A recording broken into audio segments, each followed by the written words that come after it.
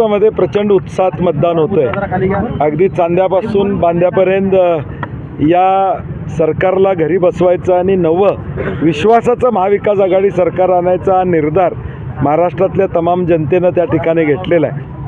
मराठा समाजावर आंदोलनावर झालेल्या लाठीमार आणि अनेक विषय आहेत या राज्यात। छत्रपती शिवाजी महाराजांच्या पुतळ्याचा झालेला अवमान असेल, बदलापूरची घटना असेल, वाढलेली महागाई असेल, ह्या सगळ्या गोष्टी नजरेत ठेवून निश्चितपणे महाराष्ट्रातली 13 कोटी जनता महाविकास आघाडीला मॅन्डेट देईल अशी आम्हाला खात्री आहे। कोल्हापूरमध्ये पण चंदगडपासून शिरोळपर्यंत सकाळपासून अत्यंत उत्साहात मतदान सुरू आहे। काही ठिकाणी तांत्रिक EVMमध्ये अडचणी येत आहेत, परंतु प्रशासनही तत्परतेनं त्यामध्ये सुधारणा करताना त्या ठिकाणी दिसतं आहे।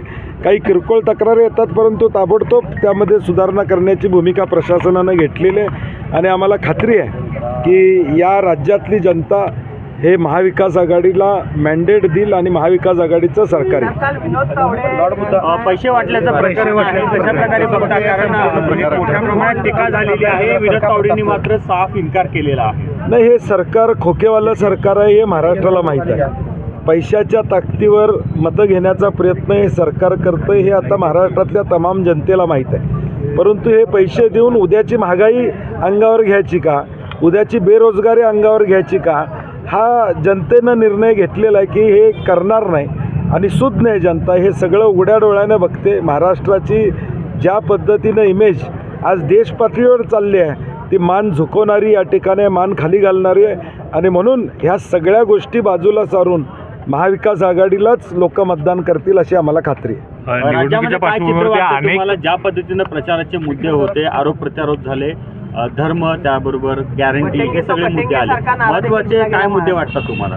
नाही, मी म्हणलं सातत्यानं आम्ही सांगतोय महाराष्ट्रातला मध्यमवर्गीय महागाईनं पिचलेला आहे, बेरोजगारी वाढलेली आहे। MPSCचे नव्हते एवढे आंदोलनं या महायुतीच्या काळात झालेले आहे आणि म्हणून महाविकास आघाडीचा जो महाराष्ट्र धर्म वाचवला पाहिजे या भूमिकेतून आदरणीय राहुलजी असतील, आदरणीय पवारसाहेब असतील, आदरणीय उद्धव ठाकरे साहेब असतील, यांच्या नेतृत्वाखाली आम्ही एक विश्वासाचं सरकार देतो आहे।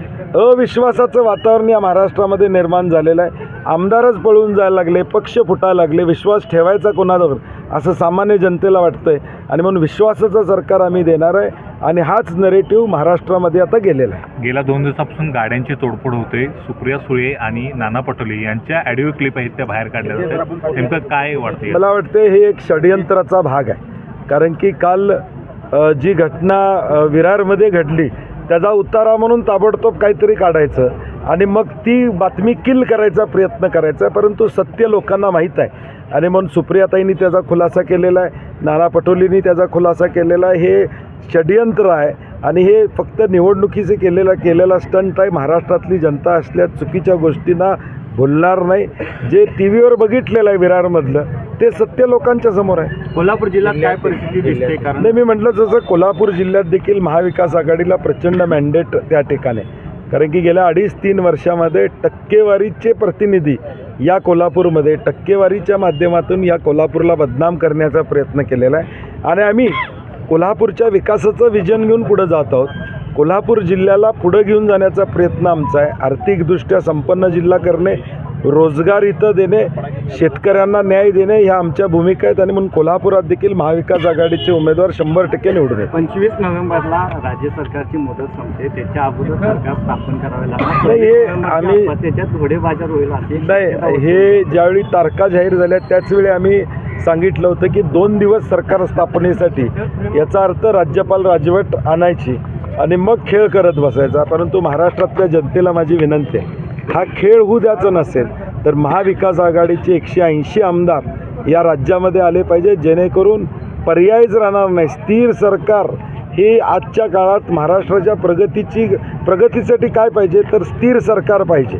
हे असलं चुकीचं सरकार, फोडाफोडीचं सरकार नको आणि म्हणून राज्यपाल 26 तारखेनंतर आम्हाला तशी वेळ येणार नाही, कारण की मॅक्झिमम जागा आमच्या येतील आणि राज्यपालांना आम्हालाच बोलवावं लागेल। सरकार महाविकास आघाडीचं येऊन मुख्यमंत्री आमचाच होणार।